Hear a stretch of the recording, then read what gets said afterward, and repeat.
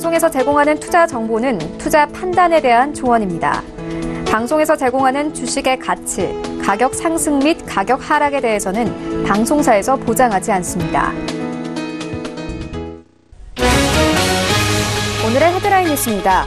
미국 증시에서 주요 지수는 미국 정부의 일시적인 폐쇄 가능성에 대한 우려가 부상하면서 혼조세를 나타냈습니다. 미국 증권거래소에서 다우존스 지수는 전장보다 0.18% 하락한 24,379.11에 거래됐습니다. S&P 500 지수는 전장보다 0.02포인트 내린 2,637.70에 거래됐지만 나스닥 지수는 0.19% 상승한 7,034.08에 거래됐습니다. 뉴욕 유가는 리비아의 원유 생산 차질 소식으로 상승했습니다. 뉴욕 상업거래소에서 1월물 WTI 가격은 배럴당 1.3% 상승한 51.65달러에 장을 마감했습니다. 원유 시장 참가자들은 리비아 생산 차질 소식 등 수급 상황과 글로벌 증시 동향 등을 주시했습니다. 장클로드 융커 유럽연합 집행위원장이 영국과의 브렉시트 합의안에 대해 재협상 여지가 없다고 선을 그었습니다. 융커 위원장은 EU 위원들을 대상으로 한 브리핑에서 그것이 무엇이든 재협상의 여지는 없다고 말했습니다. 다만 브렉시트 협상을 재개하지 않고 합의안에 대해 추가적인 해석을 제공하거나 더 명확히 할 여지는 있다고 덧붙였습니다. 트럼프 대통령은 중국과 무역협상 관련 중요한 발표가 있을 것이란 점을 시사했습니다. 트럼프 대통령은 자신의 트위터에 올린 글에서 중국과 매우 생산적인 대화가 진행 중이다라고 밝혔습니다. CNBC는 중국이 미국산 자동차 관세 인하를 위한 작업에 착수했다는 보도가 나온 이후 트럼프 대통령이 이런 낙관적인 트윗을 올렸다고 설명했습니다.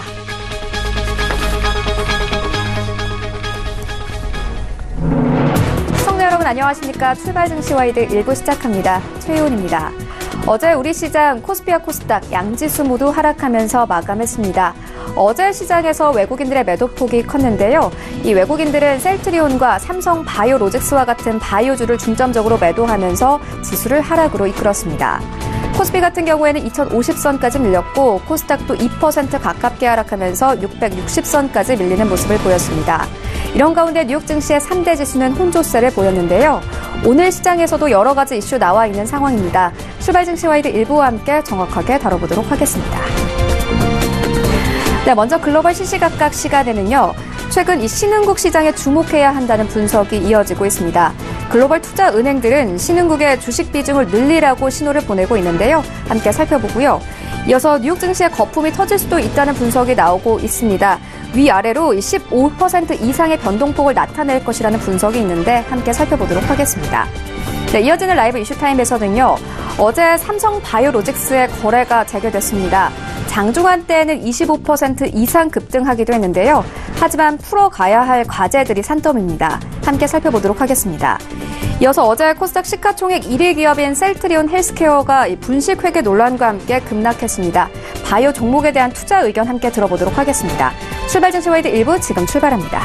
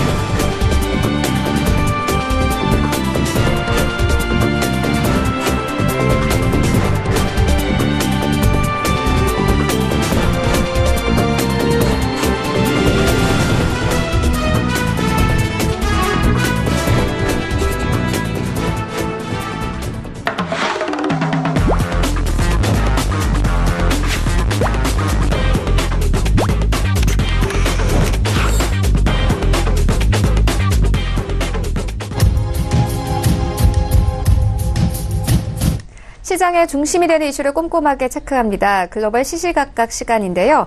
헌터스 경제연구소 김진석 소장 모셨습니다. 안녕하세요. 안녕하세요.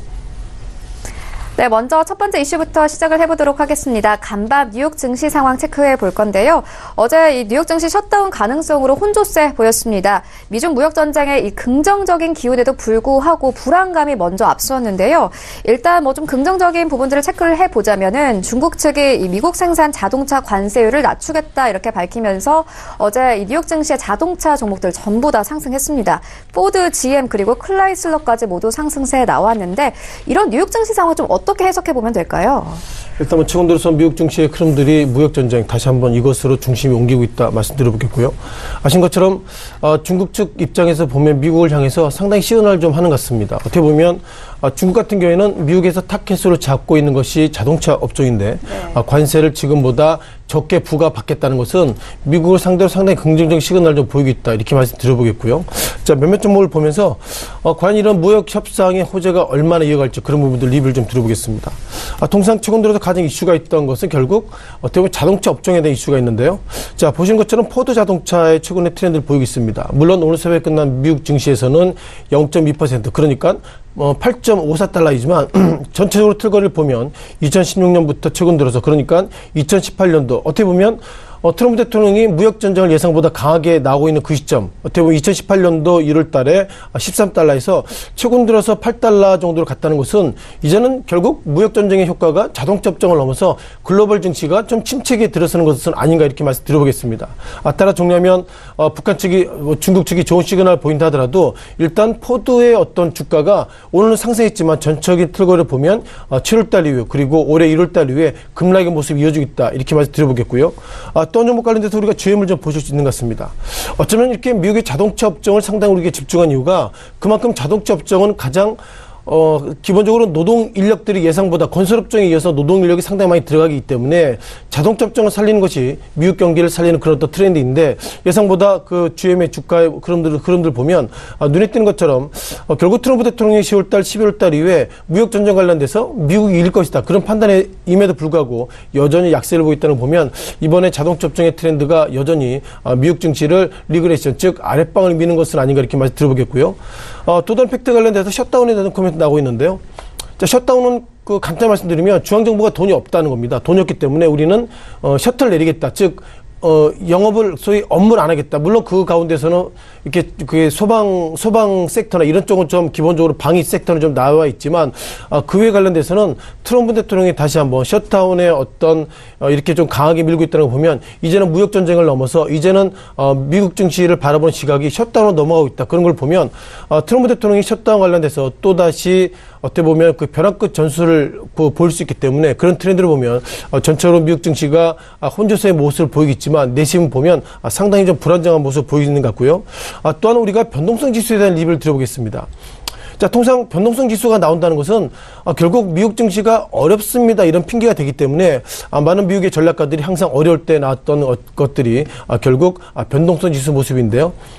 가장 최근 들어서 시각을 가장 크게 보는 이유가 뭐냐면 최근 들어서 그러니까 최근 며칠 동안에 변동성 지수가 높아지고 있다는 것인데요.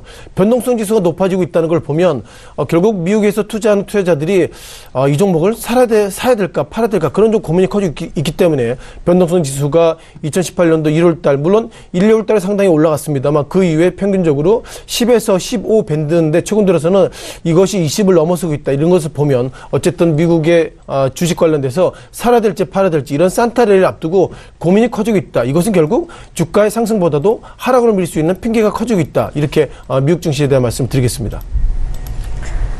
네, 알겠습니다. 이어서 다음 이슈로 옮겨가 보도록 하겠습니다. 이런 뉴욕 증시가 계속 안 좋은 상황에서 최근 신흥국 시장에 대한 투자 의견이 늘어나고 있습니다. 주식 비중을 늘리라는 조언이 늘어나고 있는데요. 8주 연속 신흥국 펀드에 돈이 몰리고 있고 이 선진국에서 약 11조 원이 빠져나갔다고 합니다. 일단 뭐 가치에 비해서 신흥국 시장의 가치가 좀 많이 떨어졌고 또 금리 인상 속도 조절로 투자 심리가 회복되고 있거든요. 이러한 상황들은 좀 어떻게 분석해 보면 되겠습니까? 일단 최근 들어서 이제 12월 달에 들어서기 때문에요. 많은 분들이 2019년도 내년에 대한 전망을 어떻게 바라봐야 될 것인지 그러다 보니까 올해는 일단 미국 증시를 중심으로 해서 매도라고 이제 신흥국 즉 이머징 마켓 쪽에 어떻게 보면 힘을 실어주는 것은 아닌가 이런 어떤 트렌드가 계속 나오고 있다 말씀드려보겠습니다. 자, 그럼 최근 들어서 종목에 대한 리뷰를 좀 잠깐 좀 들어보시면 좋겠는데요. 자, 신흥국 증시라는 것이 상당히 좀 고민이 커지고 있습니다. 물론 MSCI를 중심으로 보면 전체적인 트렌드를 보면 한국 관련돼서 그리고 세계 트렌드가 있는데 일단 MSCI 지수에 대한 트렌드를 말씀드리면서 시장에 대한 리뷰를 좀 들어보겠는데요. 통상 MACI 그러니까 모건 스탠리 캐피탈 인터내셔널이라는 우리가 인덱스를 가지고 있는데 한국은 몰라도 해외에서 바라볼 때는 MSCI 지수를 중심으로 이것을 사야 될 것인가 팔아야 될 것인가 그런 부분들이 가장 관심이 좀 보이고 있는데요. 자, 눈에 띈 것들은 ACWA 이것이 결국 글로벌 증시에 대한 전체적인 그 총계의 어떤 모습을 가지고 있고요. 가장 많은 분들이 MSCI 월드 이것이 아마 선진국 지수를 표현하면 좋으실 것 같습니다. 그리고 오늘 좀 이슈가 될 그러니까 글로벌 관련돼서 신흥국을 매수해라 이런 것들이 MSCI 이머징 마켓 즉 신흥국 지수에 있어서 일단 평가가 올라오고 있다는 말씀 드려보겠습니다. 따라서 이런 얘기가 나오고 있다는 거 보면 미국이 경기가 어렵기 때문에 이제는 미국을 중심으로 한 ACWA 지수를 매도하고 신흥국 지수를 매수하세요. 이런 어떤 판단과 기본적으로 맞물리고 있다 보겠는데요. 자, 그럼 최근 들어서 신흥국 지수에 대한 트렌드를 좀 말씀드려보겠습니다. 자, 신흥국 지수라 하더라도 우리가 터키 이 종목을 좀 보시면 비슷한 좀 오래돼도 고민을 가지고 있죠. 1월 달에 지수선을 보면 120 지수선을 보면 최근 들어서 상당히 좀 급락의 패턴들을 보이고 있기 때문에 이런 가운데서도 신흥국 증시의 주식을 사라 이런 부분들이 과연 적절한가 그런 부분들 아마 시청자 여러분의 어떤 판단이 좀 맞게 될 것 같고요. 또 한 종목 관련돼서 결국 어떤 그 국가에 대한 인덱스를 좀 보이고 있는데요. 자, 인도 지수입니다. 인도 지수는 결국 올해 그 8월달, 9월달 이후에 38,000선부터 35,000선까지 어떻게 보면 상대적으로 떨어짐이 적어졌기 때문에 즉 떨어짐의 낙차가 적어졌기 때문에 신흥국 지수를 사는 것이 맞다 이런 좀 판단이 최근 들어 올라오고 있는 것 같고요.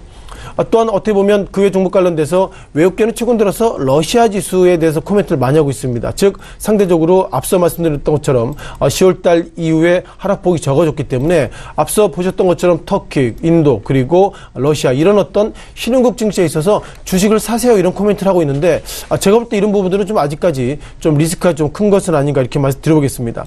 따라서 모건 스탠리가 최근 들어서는 이런 어떤 몇몇 국가의 어떤 지수를 사라고 그러는데 현재까지 트렌드를 보면 과연 이것이 맞는가 이런 부분들 아마 시청자 여러분과 같이 좀 고민을 좀 가질 것 같고요. 자, 무엇보다 가장 이슈가 되는 것들은 자, 신흥국 지수에 대한 판단 이렇게 보시면 됩니다. 결국 미국과 중국의 서로 간에 이렇게 무역전쟁이 커지기 때문에 결국 그런 무역전쟁 커짐 속에서 충격이 적을 그 외 국가들이 즉 신흥국, 즉 이머징 마켓 시장에 있는 종목을 사라 얘기하고 있지만 이후에 가장 그 미국과 중국의 무역전쟁이 심화된다면 오히려 신흥국 증시가 지금보다 더 하락이나 급락할 여지가 있기 때문에 모건 스탠리를 비롯해서 몇몇 그 외국계 IB들은 신흥국 증시에도 코멘트를 하고 있지만 저 개인적으로 보면 단기간으로 올라온다 하더라도 롱텀으로 보면 결국 이런 종목들이 더 어렵지 않을까 그런 관점 속에서 신흥국 증시를 산다는 코멘트보다도 전체적으로 글로벌 증시가 약세 모습을 가고 있다 이렇게 좀 정리 드린 것이 좀 더 적절한 판단이 아닐까 이렇게 좀 판단하고 있습니다. 네, 알겠습니다. 방송 중에 이 속보가 들어왔는데요. 캐나다 법원 측에서 화웨이의 CFO 보석을 결정했다라는 소식이 들어왔습니다. 사실 간밤에 이 CFO의 보석금에 대한 보도가 계속 나왔는데 방금 보니 1,000만 캐나다 달러 그러니까 우리 돈으로 84억 5천만 원을 보석금으로 냈다 이런 보도가 나왔습니다. 사실 이 무역 분쟁이 기술 분쟁으로까지 이어지는 것이 아니냐는 이런 좀 우려가 나왔거든요. 이 CFO 체포와 관련해서 그렇다면 이런 소식들 호재로 좀 작용할 수 있겠습니까? 일단 속보에서 나왔던 것처럼 어떻게 보면 그 화웨이 그 회장님의 그 딸이죠. 딸 관련돼서 일단 기본적으로 돈이 있기 때문에 기본적으로 캐나다에 소위 보석금을 좀 내고 나서 이제 좀 시간을 좀 벌어보자 이런 판단인데요. 법률적인 페이퍼를 좀 잠깐 좀 보니까 이제 결국 이제 미국으로 이제 소환 관련돼서 이것이 상당히 긴 시간이 걸린답니다. 그러니까 이번에 어떻게 보면 그 따님 입장에서 보면 건강도 좋지 않고 여러 가지로 또 그 갑작스럽게 이런 이슈가 있어가지고 일단 시간을 벌어보자 이런 좀 판단인 것 같고요. 최근 최근 들어서 삼성전자 페이퍼 관련돼서 또한 미국의 애플 관련돼서 갈등이 좀 커지고 있다. 이런 좀 판단이 좀 엇갈리고 있습니다. 즉 미국의 트럼프 대통령, 그 미국의 상무 입장에 보면 이번에 그 화웨이 그 어떻게 보면 그 CFO 관련돼 가지고 체포 소식은 미국도 몰랐다는 입장이고, 그럼에도 불구하고 중국에서는 그렇다면 나는 애플 관련돼서 즉 어떻게 보면 화웨이와 경쟁 관계에 있는 그런 어떤 제품들을 사지 않을까 이런 판단이 있는데요. 최근 들어서 이것이 아이러니컬한 표현을 좀 쓰기는 조심스럽지만 어떻게 보면 지난 12월 달 이후에 애플의 주가가 좀 상대적으로 약세를 좀 보이고 있었습니다. 12월 초 같은 경우에는 185달러, 그리고 최근 들어서는 168달러 밴드를 가지고 있는데요. 이것을 가지고 우리가 그 어떻게 보면 멍 CFO 관련돼서 맞물리게 해석해야 할지 모르겠지만 어쨌든 이것이 미국과 중국의 무역 전쟁의 어떤 시그널이다 이렇게 해석하는 것 자체가 억측이지만 중요한 것은 화웨이와 관련돼서 이제 미국과 또 다른 갈등 관계로 또 시즌2로 넘어가는 것은 아닌가 이렇게 좀 말씀 드려보겠습니다. 따라서 이번에 그 CFO 관련돼서 예상보다 좀 시장에 좀 트렌드가 커지고 있고, 그리고 뭐 과거에 뭐 한국과 어떻게 보면 중국과의 소위 반한 감정 때문에 한국이 예상보다 충격을 받았던 것처럼 예상보다 이렇게 화웨이 관련돼서 미국과 소위 이렇게 분쟁이 이제는 감정적인 분쟁으로 넘어간다면 이것은 좀 국가 간의 감정보다도 이제는 정치적인 색깔로 좀 커지고 있다 이렇게 말씀을 드리겠습니다. 네, 알겠습니다. 또 방금 뭐 나온 소식들 보니까 미국 측에서 화웨이 사태로 중국의 여행 경보 발령을 고려하고 있다, 이런 보도까지 나왔는데, 어찌 됐던 간에 이런 뭐 CFO 뭐 보석금을 내고 나왔다는 소식이 있었기 때문에 어찌 됐던 좀 상황이 정리되는 모습을 보여주고 있습니다. 이어서 다음 이슈로 옮겨가 보도록 하겠습니다. 미국 증시에서 계속 돈이 빠져나간다는 부분을 아까 확인을 하고 왔는데, 미국 증시는 12월 기준으로 2008년 이후에 최대 낙폭을 기록하기도 했습니다. 전문가들은 미국 증시가 위아래로 15% 이상 오르낼 수 있다 하고 분석을 하고 있고, 또 간밤에 노무라 측에서 내년 큰 폭의 시장 붕괴가 가능하고 유가는 배럴당 20달러 선까지 추락할 수 있다, 이런 분석을 내놓았거든요. 이런 시장 상황도 좀 어떻게 보십니까? 일단 그 주식은 실은 아무도 모른다 이렇게 말씀 드려보겠고요. 일본 속담 중에 하나가 그 원수한테는 주식을 가리키라 이런 얘기를 하고 있습니다. 그것처럼 주식이 저녁마다 손실을 보신 분들은 상당히 고민이 커지고 있는 것 같고요. 2017년도 말로 돌아가 보면요, 1년 전으로 돌아가는 거죠. 1년 전에 2017년도 말에 국내 애널리스트 소위 리서치 센터장들이 2018년도에는 이런 종목이 뜰 것입니다, 이런 어떤 데이터를 보니 올 한해 예상보다 마이너스랍니다. 따라서 지금 시점에서 내년에 대해서 뭐 외국계가 뭐 미국 증시가 어떻다 이런 얘기는 일단 뭐 그럴 수 있다 이런 가능성으로만 해석하는 것이 맞을 것 같고요. 내년에 수많은 변수가 있기 때문에 내년을 예상한다는 것은 지금 입장에 보면 예상보다 억측이다 이렇게 좀 말씀을 좀 드려보도록 하겠습니다. 다만 그럼에도 불구하고 미국 증시에 있어 상당히 좀 우리가 고민을 좀 크게 가지고 있는 것은 그만큼 미국이 세계를 좀 이끌어가고 있기 때문에 이것이 과연 글로벌 증시 관련돼서 큰 충격입니다. 따라서 인덱스적인 차원으로 좀 보자 이렇게 말씀 드려보겠는데요. 잠깐 이 데이터를 좀 보셔야 할 것 같습니다. 이번에는 OECD 데이터를 좀 보시면 좋겠는데요.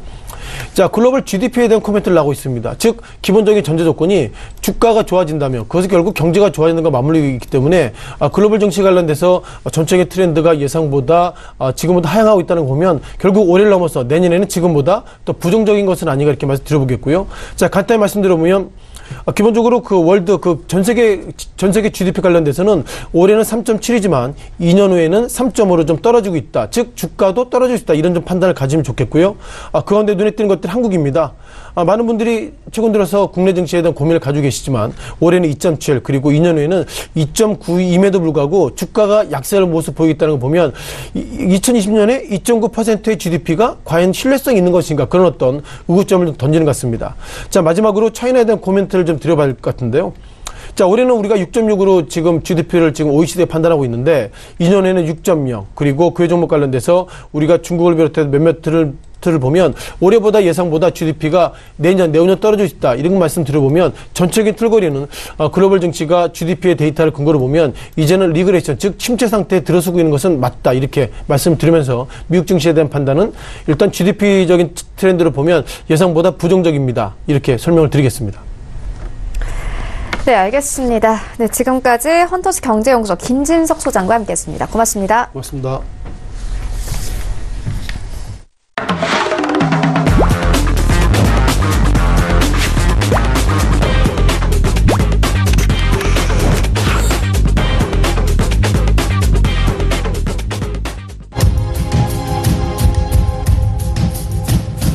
네, 국내 시장 쟁점 함께 분석해 보도록 하겠습니다. 라이브 이슈 타임인데요. 한국투자증권 김권진 차장과 화상으로 연결되어 있습니다. 안녕하세요. 네, 안녕하십니까? 네, 먼저 첫 번째 이슈부터 시작을 해보도록 하겠습니다. 어제 우리 시장에서 가장 뜨거운 이슈였습니다. 삼성 바이오로직스의 거래가 어제부터 재개가 됐는데요. 장중한 때는 25% 이상 급등하기도 했습니다. 어제 17% 급등 마감을 하기도 했는데 말 그대로 화려한 복귀식을 치렀습니다. 그렇지만 이 분식회계 혐의를 벗기 위한 아직 과제들은 산더미처럼 쌓여 있는데요. 어떻게 보십니까? 우선은 결론적으로는 좀 좋다라는 얘기를 먼저 해드릴 수가 있을 것 같습니다. 삼성바이오로직스의 이런 모든 불확실성이 어떻게 보면 좀 헤쳐지고 있다라는 거 얘기를 해드리겠고요. 일각에서는 좀 계속해서 부정적인 얘기가 많이 나오기도 합니다. 매번 대마불사다 이건 얘기가 많이 나오고 있고, 실제로 삼성바이오로직스 이전에도 대우조선해양이라는 이런 종목 수도 있었고, 카이라고 한국항공우주도 이러한 것을 겪었기 때문에 이게 만약에 삼성바이오로직스가 시총 4위인 종목이 아니라 조금 아래 종목이었다면 과연 이게 됐을까라는 이런 고민을 많이 해보는 시점이다라는 거 얘기를 해드리겠고요. 실제적으로 이런 정부의 어떻게 보면 타격, 어떻게 보면 이런 것도 또 일어날 수는 있을 것이다라고 생각을 해주셔야 됩니다. 그렇지만 어찌됐든 삼성바이오로직스를 가지고 계신 분들은 좀 조로자를 계속해서 외칠 수가 있지 않나라는 얘기를 해드립니다. 물론 아직까지 남아있는 이슈들이 남아있습니다. 이런 권고사항 같은 경우 대표이사를 해임해라라는 이런 권고사항도 있었었고요. 앞으로에 대한 이런 이슈들이 어디서 나오냐, 행정소송 지금 중이니까 19일 날입니다. 다음 주 수요일 날이다라는 거 얘기를 해드리겠고요. 다음 주 수요일 날 아마도 서울행정법원 쪽에서 얘기가 나올 겁니다. 거기에 대해서 좀 긍정적으로 나오면 다시 한번 리레이팅이 될 수 있는 모습이 나올 수는 있다라고 생각해 주셔야 될 것 같고요. 그 전까지는 조금 옆으로 횡보하는 모습이 나올 가능성이 커 보인다라는 거. 그동안 하락을 했던 것은 어떻게 보면 기업 가치보다는 어떤 가치, 바로 이 상폐될 수 있는 거 아니야, 이런 것에 대한 불확실성이 좀 컸었습니다. 근데 이게 다 어떻게 보면 헤쳐졌다라고 생각해 주셔야 될 것 같고요. 여기에서 어떻게 보면 삼성바이오로직스의 이제는 본연의 이런 기업 가치 쪽으로 하나씩 넘어갈 수 있는 하나의 이슈가 생기고 있는 거다. 바이오시밀러라는 것은 앞으로 우리가 늙고 지친다라는 것을 다 알고 있고 점점 수명은 높아질 수밖에 없습니다. 그렇게 되면 바이오시밀러라는 것은 계속해서 사용을 할 수밖에 없다. 즉 매출은 꾸준히 늘어나는 구조다라고 생각을 해 주셔야 될 것 같고요. 회사로서는 어떻게 보면 여러모로 계속해서 그 여파 그리고 큰 성과를 이룰 수 있게 위해서 열심히 노력을 할 수밖에 없는 이런 과정을 계속해서 갈 것이다 라는 얘기. 그리고 삼성에서 어떻게 보면 삼성바이오로직스를 5대 사업 안으로 지금 현재 넣어놓은 상태이기 때문에요. 앞으로 더 많은 기대를 할 수 있는 하나의 종목이 될 수 있지 않을까라는 얘기를 드리겠습니다. 네, 바이오 기업 하나 더 보고 가도록 하겠습니다. 이 코스닥 시총 대장주인 셀트리온 헬스케어가 어제 분식회계 논란과 함께 급락하면서 마감했습니다. 어제 셀트리온 3형제 모두 하락하면서 마감을 했는데요. 이 분식회계 내용을 조금 살펴보니까 이 판권 판매로 회사가 적자에서 흑자로 전환이 됐더라고요. 그런데 이 판권 판매라는 게 어쨌든 간에 제품을 직접 판매하는 게 아니기 때문에 좀 논란이 된 것 같은데 이런 상황들 어떻게 보십니까? 자, 어제 딱 증시가 딱 그랬습니다. 삼성바이오로직스가 오니 셀트리온이 간다라는 식의 어떻게 보면 한마디 표현을 많이 어제는 썼던 것 같습니다. 실제적으로 어제 아침부터 이런 얘기가 나오면서 정말 좀 바이오 산업을 좀 키워준다는 정부가 자꾸 물고 늘어지는 거 아니냐라는 이런 얘기가 많이 돌았던 게 사실입니다. 실제 셀트리온 헬스케어 앞에서 우리 아나운서님이 지적해 주셨던 것처럼 무형자산에 대한 이런 이슈입니다. 실제로 2분기 때 사실은 무형자산이 매출이 일어나지 않았다면 셀트리온이 적자로 간다라는 이런 때문에 좀 고민을 많이 한 게 아니냐라는 것으로 금융감독 쪽에서 조사를 하고 있다라고 얘기가 나오고 있습니다. 실제 어제 언론 매체에서 회계 부정 이슈가 나왔다라는 이런 이슈가 나오자마자 바로 셀트리온 헬스케어는 아니다, 우리 회계 위반은 없다, 우리 정당하게 한 것이다라고 얘기를 한 겁니다. 실제적으로 법상으로는 큰 문제가 없어 보인다라는 얘기를 해드릴 수가 있을 것 같습니다. 실제로 국내 판권은 셀트리온에게 판매됐습니다. 원래는 셀트리온과 셀트리온 헬스케어의 관계가 셀트리온에서 만들고 셀트리온 헬스케어가 그것을 모든 것을 유통을 시키는 구조입니다. 어떻게 보면 한 회사나 다름이 없는 건데 이것을 회사를 나눠 놓은 것이다라고 생각을 해주시면 될 것 같고요. 이번에 문제가 됐었던 것은 전 세계 판권을 가지고 있는 어느 셀트리온 헬스케어가 다시 셀트리온에게 그것을 국내 판권을 팔았다라는 이런 얘기를 해드릴 수 있습니다. 이건 좀 이거 오버된 거 아니냐, 이거 뭔가 잘못된 게 아니냐라고 얘기를 하는데 회사 측에서는 그런 것 같습니다. 최근에 셀트리온 헬스케어가 지금 판매를 하다 보니까 해외 사업이 더욱더 활발해지면서 시장 규모가 작은 국내보다는 해외 시장에 좀 더 집중을 하고자 어떻게 보면 이사회를 열고 바이오시밀러 국내 판권을 셀트리온에게 양도하는 계약을 맺었다라는 식으로 변명을 했다라는 거 얘기를 드리겠고요. 여기서 가장 큰 이슈는 뭐냐면 어떤 물건이 왔다 갔다 한 게 아니라 그냥 무형자산 처분입니다. 어떻게 보면 무형자산으로 이런 잡혀 있었던 것을 어떻게 보면 다시 셀트리온으로 넘겼다라는 거, 이것 때문에라는 얘기를 해드리겠고요. 사실은 그렇습니다. 만약에 셀트리온 헬스케어가 적자가 나버리면 조금 그동안에 좀 매각에 대해 어떻게 보면 이런 제한이 있을 수도 있고 실제로 지금 현재 쌓여있는 이런 재고 자산 같은 데 평가가 좀 안 좋게 내려갈 수밖에 없다라는 얘기를 해드리겠습니다. 이러한 이슈들 때문에 이 분기에 좀 흑자를 만들기 위해서 좀 더 많이 고민을 했던 것 같다라는 거 얘기를 해드리겠고요. 실제적으로 셀트리온 헬스케어는 매출 회수 기간이 좀 늘어나더라도 지금 현재 회사에 지금 현재 금융부채가 전혀 없고 현금성 자산만 7천억에서 8천억 가까이가 지금 유지하고 있어서 유동성 측면에서 전혀 상관이 없다라고 이렇게 주장을 하고 있다라는 거. 그렇지만 조금 계속해서 이런 불확실성이 있다는 것은 시장에서는 좀 제일 싫어하는 겁니다. 실제적으로 불확실성 때문에 삼성바이오로직스가 그렇게 하락을 했던 것처럼 셀트리온 그룹 같은 경우도 지금 현재 불확실성이 좀 많이 직면되어 있는 게 아닌가. 어떻게 보면 금감원에서 어찌됐든 물었다라는 것은 어떻게 보면 조사를 나왔다는 것은 뭔가 캐내기 위한 하나의 조금 꼬투리라도 분명히 잡힐 가능성이 좀 크기 때문이다라는 거 얘기를 해드리도록 하겠습니다. 네, 알겠습니다. 그런데 어제 금투 쪽에서는 오히려 이 셀트리온 헬스케어 그리고 셀트리온을 매수했거든요. 이 바이오 기업의 회계 처리라는 게 워낙 애매했기 때문에 오히려 이번 기회를 통해서 이 불확실성이 해결될 가능성이 높다, 이런 분석도 이어지고 있습니다. 오히려 바이오주가 이번 기회를 통해서 더 살아날 것이라는 분석도 있는데 어떻게 보십니까? 자, 바이오주들은 우리가 2015년뿐만 아니라 내년, 내후년에도 계속해서 여러분들이 보셔야 되는 종목이면 분명히 하다라는 얘기를 해드리겠습니다. 실제로 다시 정부에서 어찌됐든 회계사기 이슈를 계속해서 넘어가 줄게라고 얘기가 계속해서 나왔던 게 사실이고요. 실제 이런 이슈들이 계속해서 나타나고 있다라는 거 이야기를 해드리겠고요.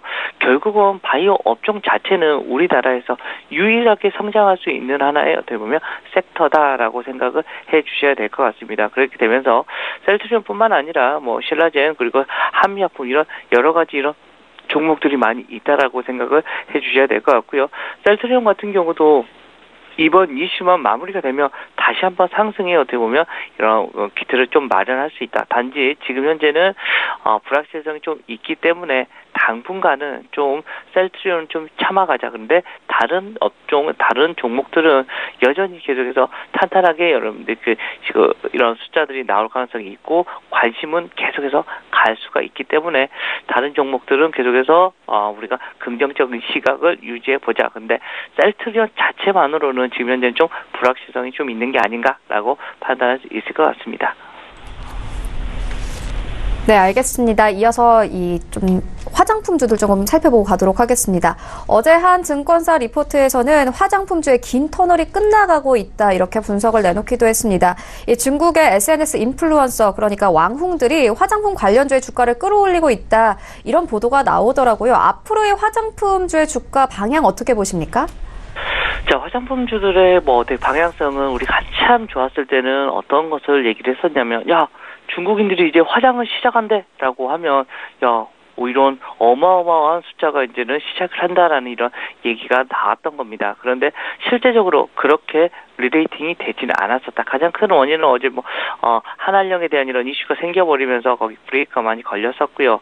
올해는 다 풀릴 거라고 했는데 아직까지 완벽하게 개방은 아직 안 된 것 같습니다. 근데 계속해서 계단이 올라서고는 분명히 있는 것 같다라는 거 얘기를 해드리겠고요. 중국 단체 관광객에 대한 얘기가 계속해서 나올 때마다 어떻게 보면 화장품주들은 계속해서 급등락이 나타나고 있다라는 거 얘기를 해드리겠습니다. 정말 어떻게 보면 길었던 터널이 좀 끝나가고 있는 것 같습니다. 그리고 화장품주들이 중국에 이런 이슈가 생기면서 주가는 꺾였는데 실적은 사실은 꺾이진 않았습니다. 물론 기대했던 만큼의 성장 드라이브가 생기지는 않았지만 꺾이지는 않고 꾸준히 성장을 하고 있었습니다. 과대하게 어떻게 보면 이런 시장에서 조금 요구를 했었던 거다. 근데 알맞게 한 단계 위로 올라서고 있는 것은 분명히 맞다라는 겁니다. 실제 숫자라는 것은 계속해서 잘 일어나고 있다라는 거 얘기를 해드리겠고요. 중국에서 전자상거래 업체인 알리바바가 진행하는 대규모 할인 행사 같은 경우도 바로 12월 10일 오늘입니다. 오늘 바로 준비한 이벤트가 있다라는 거. 여기서 또 얼마나 더 많이 팔리느냐에 대한 이런 이슈가 좀 나올 수가 있을 것 같고요. 이런 세상 이벤트뿐만 아니라 중국인들이 우리나라의 어떻게 보면 화장품이 얼마나 질이 좋다라는 것도 다 알고 있고 전 세계가 K-뷰티에 대한 이런 이슈가 계속해서 나타나다 보면 이런 화장품 주식들에 대한 이런 이슈들은 계속해서 긍정적으로 나타날 수가 있다라고 생각을 해주시면 될 것 같고요. 2019년 화장품 업종은 중국의 어떻게 보면 소비 증가로 인해서 숨통이 분명히 트일 거다라는 얘기를 합니다. 그렇지만 그건 있습니다. 최근에 중국인들이 좀 소비 변화무쌍해진 이런 소비의 형태가 나타나면서 어떻게 보면 적극적으로 어떻게 보면 화장품이 잘 대응하는 화장품 업종만이 잘 살아남을 가능성이 좀 높아 보인다. 어떻게 보면 옥석 가리기가 좀 많이 필요한 시점이다라는 여러분들께 안내를 해드리도록 하겠습니다. 네, 알겠습니다. 그렇다면은 오늘 장에서 어떤 전략으로 좀 접근해 보면 되겠습니까? 자, 시장은 최근 들어서는 딱 어떻게 보면 한마디 정도로 어떻게 보면 예약을 해드릴 수 있을 것 같습니다. 공격보다는 방어에 주력을 해야 된다라는 얘기. 한치 앞을 보기 힘든 어떻게 보면 시장이 계속해서 전개가 된다라는 거 얘기를 해드리겠습니다. 이럴 때일수록 투자 심리가 회복되기 전까지는 경기 방어주 쪽으로 여러분들이 계속해서 다가가는 게 좀 더 맞지 않나라는 얘기를 해드리겠습니다. 실제적으로 지금 현재 이슈들이 세 가지 정도가 크게 있습니다. 바로 미국 경기에 대한 이런 중요성입니다. 최근에 미국 경기가 좀 꺾이는 게 아니냐라는 이런 이슈가 많이 돌고 있습니다. 그 큰 증거물로 해서 장단기 금리차가 역전되려고 하는 모습, 실제로 2년물과 5년물의 채권금리는 지금 현재 역전 상태다라는 거 얘기를 해드리겠고, 시장에서 가장 중요시 생각하는 2년물하고 10년물은 지금 현재 0.11bp 정도 차이가 나고 있는 것 같다라는 거 얘기를 해드리겠습니다. 실제적으로 여기에 대해서 장단기 역전 현상이 나타나 버리면 여기서부터 좀 고민을 많이 해주셔야 된다라는 거 얘기를 해드리겠고, 전 세계를 이끌어가던 미국마저 경기가 꺾여버리면 전 세계가 아직 회복도 되지 않은 상태에서 다시 꺾이는 거 아니냐라는 얘기가 좀 시장에서 좀 많이 돌고 있고요. 또 다음으로는 유럽의 정치 불안에 대한 이런 얘기가 계속해서 돌고 있습니다. 지금 현재 영국 쪽에는 메이 총리가 브렉시트 이렇게 할게라고 해서 의회에 어떻게 보면 이런 결정을 바라고 있었었는데 부결될 가능성이 좀 커 보이면서 이런 연기를 해버렸습니다. 그리고 날짜까지 정하지 않아 버리면서 이러다가 노딜 브렉시트가 되는 게 아니냐라는 이런 불확실성이 좀 더 나타나고 있다.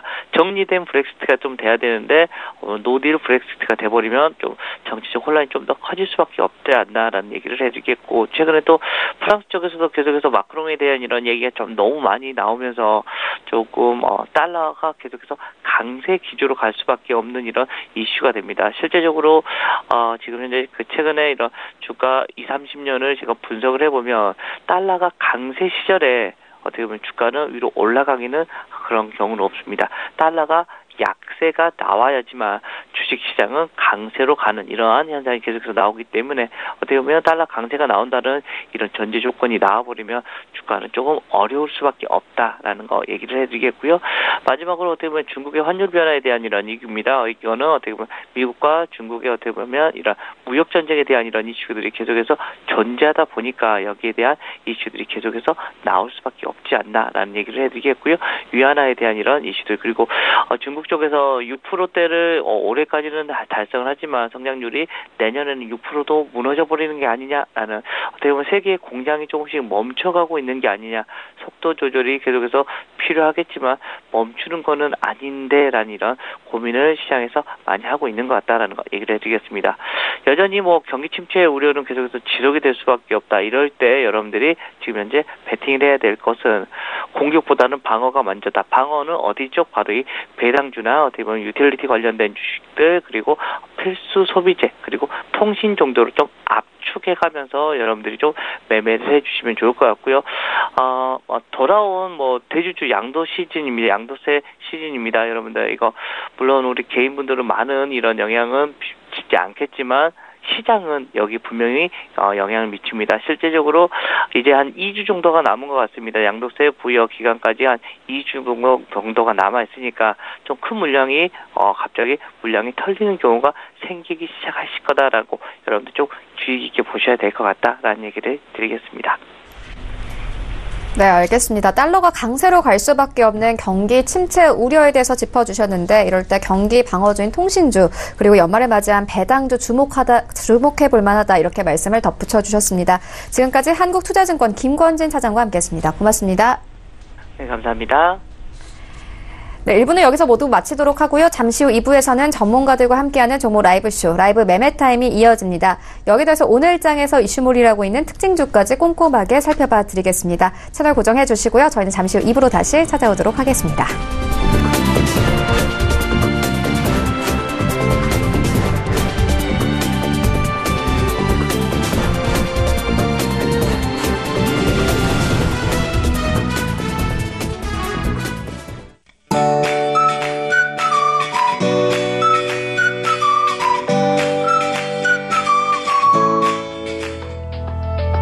안녕하세요. K웨더 라이프스타일 예보 박유라입니다. 오늘은 어제보다 따뜻하게 입으셔야겠습니다. 서울의 아침 기온 여가 6도로 어제와 비교해 3도가량 낮은데요. 한낮에도 1도에 머물며 종일 추운 날씨를 보이겠습니다.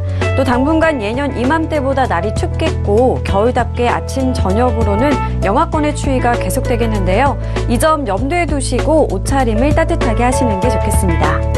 한편 오늘 하늘은 맑겠지만 서쪽을 중심으로 공기가 나쁘겠습니다. 국내외에서 발생하는 오염물질의 영향을 받기 때문인데요. 특히 건강에 치명적인 초미세먼지 농도가 한때 나쁨 단계까지 오르겠습니다. 이들 지역은 마스크를 챙기시면 유용하겠습니다. 오늘은 중국 중부지방에 위치한 고기압의 영향을 받겠습니다. 다음은 자세한 지역별 날씨입니다. 중부지방 대기가 건조한 가운데 초미세먼지 농도가 높게 오르겠습니다. 낮 기온 서울과 인천 1도가 되겠습니다. 동해안 대체로 맑겠고 울릉도는 종일 눈 또는 비가 오겠습니다. 낮 동안 강릉과 울진 5도를 보이겠습니다. 남부지방의 하늘 대체로 맑겠지만 호남을 중심으로 먼지 농도가 짙겠습니다. 한낮에 전주 3도, 대구 4도가 예상됩니다. 전해상으로 비나 눈이 오겠고요. 물결은 제주 먼바다와 동해상으로 풍랑특보가 내려진 가운데 최고 4m까지 매우 높게 일겠고요. 서해상도 최고 3m까지 높게 일겠습니다. 내일은 중부지방에 눈 또는 비가 오겠고요. 주말인 일요일에는 전국에 비 또는 눈이 내릴 것으로 전망됩니다. 날씨였습니다.